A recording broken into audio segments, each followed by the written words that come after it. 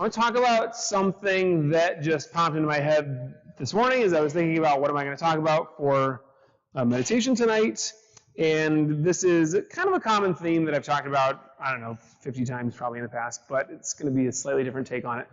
The ups and downs. So this is the nature of life and the universe and all of existence, right? Things are cyclical, and what goes up must come down. I was thinking about this in terms of like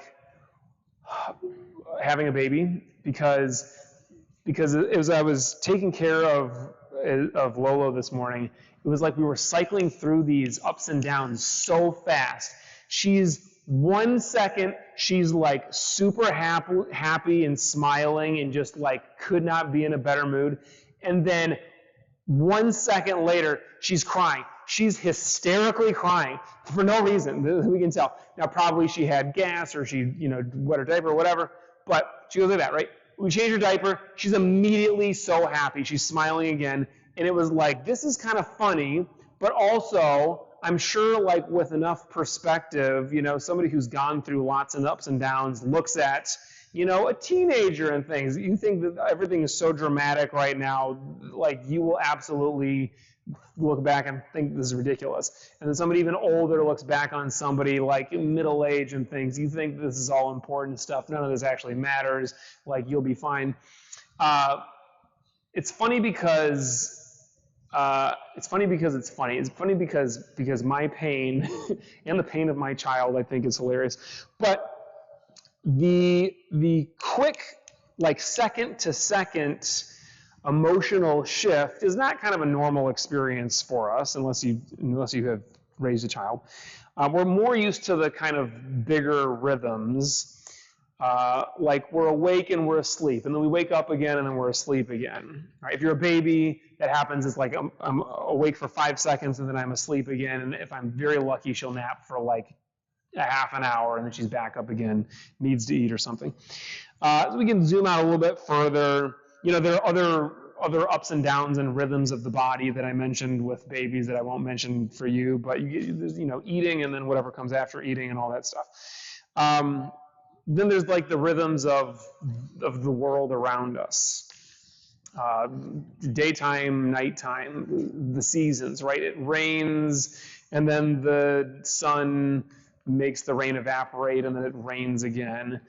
Part of this is having to do with how the earth is rotating around the sun, and sometimes it's slightly further away and sometimes it's closer, and we can keep zooming out on a physical perspective. There's the boom and bust of the economy.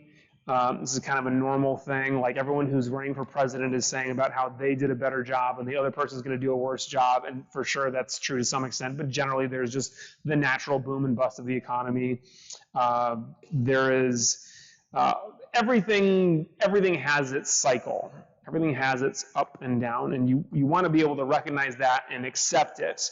Otherwise, life is so hard. And you will feel like, the baby who's just every 5 seconds going through some kind of very serious emotional turmoil. But we all do experience that same kind of emotional roller coaster, but it's just a little bit more tampered down and kind of extended. So we can look at it in our own lives, zoom out further, and there's birth and death. That's its own kind of cycle. A lot of people believe in reincarnation, so they believe that cycle starts all over again. You can think of it in terms of the universe as a whole. I think it's a scientific theory that since the Big Bang, the universe has been expanding, and then it's starting to contract, and it's going to contract into whatever. And then I like to think that maybe the Big Bang will happen again, and we'll do the whole thing all over again.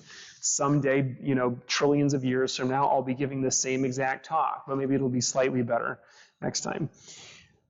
We generally accept that this is like how the universe and our lives work, but we get upset by it anyways. Intellectually we know that when we're way up here on our highest high, that it's going to be dashed to bits and we're going to be down there in our lowest low at some point. You know this from your own experience. You know this from talking to people who have had more experience than you, and you just know that this is the way that it's going to be. Yet we get attached when we are at our lowest low. Sometimes we get attached to that and we think it's always going to be like this, and so we're unhappy, right? When we're at our highest high, we are thinking, oh, we're going to lose it, right? Or we get attached to being there, but then we're still unhappy with that because we kind of know secretly that it is going to all come crashing down. So we're kind of attached to that low, or we're attached to the high when we're down here. That's why we're unhappy. We're always kind of comparing where we are now to where we were before. And if we think of life as that actual roller coaster, the roller coaster is supposed to go like this. And of course, some of the roller coasters go like this and do other stuff, but it's supposed to be ups and downs. Can you imagine a more boring roller coaster that nobody would pay to go on if it just literally went like this? That is just driving in your car. Now, some people drive in a way that is very exciting, but generally speaking, riding in your car is just not as exciting as being on a roller coaster. Now, you want to be on a roller coaster. It's exciting. It's fun. We've convinced ourselves that we don't really want that for our lives, but be honest, you kind of do want it for your life. Life would be boring if it just went like this, right? If your whole life literally just felt like this monotonous day in and day out, everything is the same, right? That's why we do ridiculous stuff like have children that are going to, poo on us and cry all night. And this is just like, this is what we crave as human beings. It is part of our DNA. We crave that excitement, and the ups and downs and the roller coaster nature of it all is it. So we know that this too shall pass on an emotional level, not so much, but on an intellectual level. And we know that being attached to where we are now is what causes us pain. Well, at least we do, because I talk about it all the time. Maybe not everybody knows that. On an intellectual level, we get that being attached to this is what's going to cause us pain and unhappiness. But on an emotional level, in that moment, it just feels right to be upset and to be attached to wherever we are not. And we want to be able to kind of let that go. So going back to the roller coaster, can you imagine if you are on an actual roller coaster, if you tried to stay on the up? I mean, physically, you're like, let me just hold on to this. It pulls your arms out of their sockets. Or you're on the down and you're trying to stay down there. It's the same thing, right? Imagine if you actually were able to. You press a button, you're at the top, and you press the button, and you're like, I want to stay right here. Well, this starts to really suck because you know that this is coming. Or what if you're on one of the roller coasters where you're upside down and it gets stuck? Can you imagine a worse place to be in the universe than stuck on a roller coaster as it's upside down and you're at the very top? That is so terribly frightening. So you wouldn't want it to stop. So it's kind of silly that we do that emotionally, we're trying to hold on to that state, but we do it anyways. The best thing we can do is enjoy the ride, exactly where we are. And another way to look at, another great analogy for life is it's a play, and you can think of it like you are, I'm Sifu. In this life, I'm playing the part of Sifu, and I put on my Sifu clothes, and I do my Sifu things, and I yell at people and punch people and all that stuff, and it's this is the role that I'm playing. And can you imagine if one day I woke up and I'm like, I hate being a Sifu. I want to be, a 13-year-old living in Zimbabwe. It's not going to happen for me, right? What's going to happen for me is this role. And of course, we can do different things with these roles, but this is it. And the best thing to do is just kind of enjoy the role that you are placed in. And then someday, maybe, I get this other role. I'm a father now. It's totally different. Everyone who heard that I was having a baby, they're like, you're going to be such a great father. You're so good with kids and all that. It's like, I only have your kids for a half an hour, and I yell at them, and they listen to me, and I make them do push-ups. That does not work most of the time with my own child. She can't even do push-ups.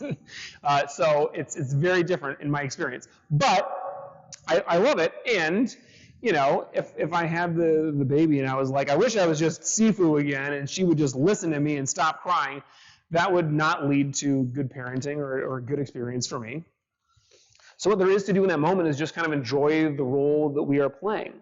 Now, within that same analogy, you can think of it like, what if you are the one who's watching the play or watching the movie? And this is really what we're kind of trying to get after with our meditation, is to be able to step back and just watch the show go on. Kind of like we're riding the roller coaster. We're not trying to stop it. We're just watching the play. We're watching the movie of our life. And that's distinct from, I'm not going to try to accomplish things or, you know, have any kind of agency in my life. But if I know that me being attached to certain things is just not working, I can just enjoy it. Enjoy whatever kind of mayhem and drama is happening right now. I mean, the first time I got pooped on, I laughed. Like 10th time, I went from not laughing to laughing again, because I realized that that's just what's going to happen. And someday, maybe I won't get pooped on, and then I'll laugh at that. But enjoying the ride, I also thought of this in terms of like when I'm watching my child, like she's going through it, and it's so like like the smallest thing is the biggest thing for her, and it's watching somebody else deal with it is also kind of what we're trying to be able to do with our meditation, where we're like able to step back and just watch the drama unfold. I think of it as like your little avatar, like the thing that you're playing as on the video game, and you get to watch, you know, your little guy goes and gets killed like 100 times. You don't get killed. You're just watching it, and it's enjoyable. If we can have that kind of mindset, and meditation kind of helps us get there, we can get a little bit of separation from the drama, and then we can just enjoy it. Without that separation, we're stuck with that attachment, and we're stuck being unhappy with where things are and where they're going versus where we wanted them to be. So through meditation, we are able to recognize the thoughts, recognize the emotions, kind of take a step back and just experience them, and experience them as separate from us. Of course, I can say, well, this is my happiness, or this is my sadness, or this is my whatever experience I'm having, but it is not me. It's not my entirety, right? It is an experience that I'm having. And when we meditate, we can experience the thought or experience the emotion and then let it go. We wouldn't be able to do that if we were the thought or if we were the emotion, right? If we are the thought of what am I going to eat for dinner, that's all you would be able to have. You wouldn't actually be able to go eat dinner. You wouldn't be able to let go of that and think about your breathing or anything. So meditation is the experience on some level of the separation between us and thought and us and that emotion, and just being able to view it and just enjoy it. On some level, this always comes down to just being in the present. So again, being in the present is how we enjoy the ride. And there are so many stories that go into this. One that I have told a couple times, I think this is somewhere in Zen Flesh, Zen Bones, but this is the parable that Buddha told this story. A man traveling across a field encountered a tiger. He fled for his life, as one does, with the tiger running after him.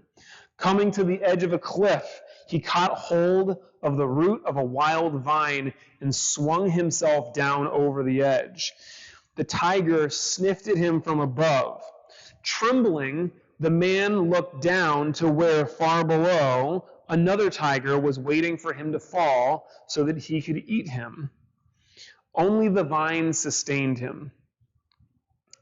2 mice, one black, one white, little by little started to gnaw away at the vine. The man saw a luscious strawberry near him. Grasping the vine with one hand, he plucked the strawberry with the other and ate the strawberry, saying, how sweet it tasted. Now, if the story continued, you can probably imagine that in a couple seconds, he's going to be in a very different emotional state. Before the tiger, he's just walking through a field, having a good old day. And then this tiger shows up, and he's like, oh God, I'm going to die. And then he goes through all this. And then he's present enough to see this strawberry. Now, there is all kinds of hidden meaning in this, and I've read different people explaining like the symbolism between the vine sustaining him and the white mouse and the black mouse and the yin and yang of it all and all this stuff. But on a super simple level, it's just like the ups and downs. It's like I was doing great, now I'm doing terribly. Now I'm doing great. And at some point, it ends with, now I'm dead, right? Whether it's falling to your death or tigers or whatever, all we really have is those moments where we can try to appreciate that strawberry.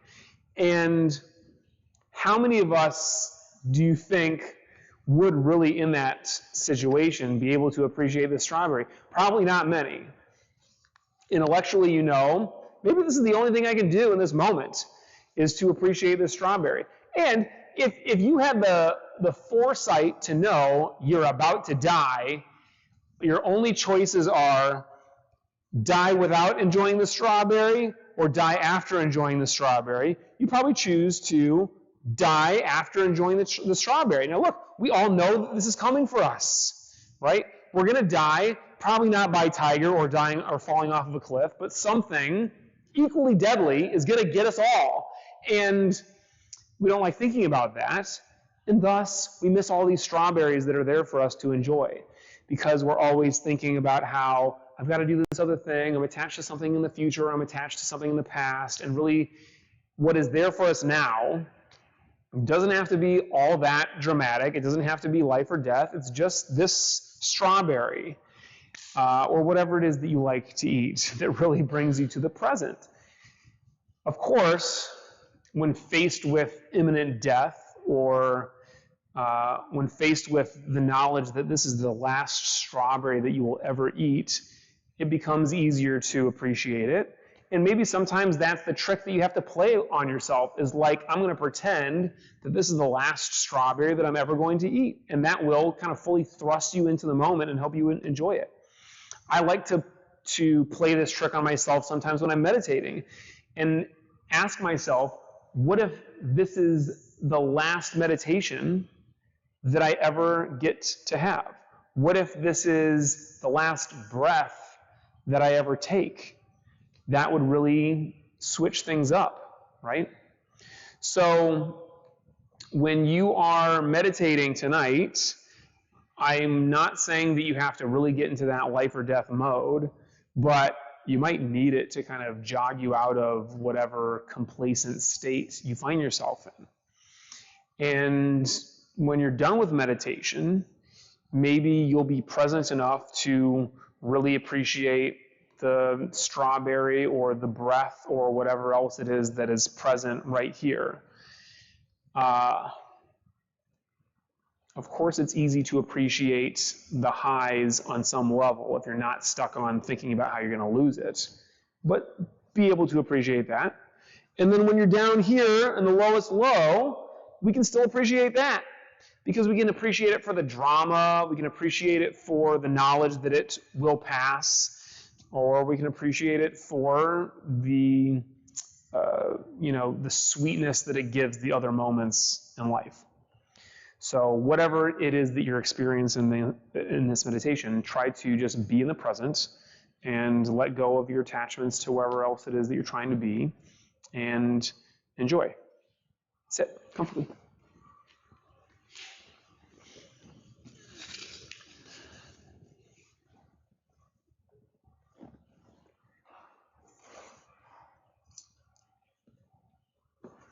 You guys upstairs, just keep the noise down.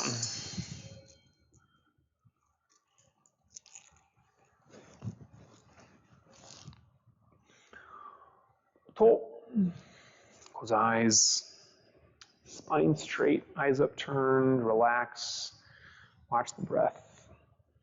let go of all thoughts, worries, and cares, and be here now.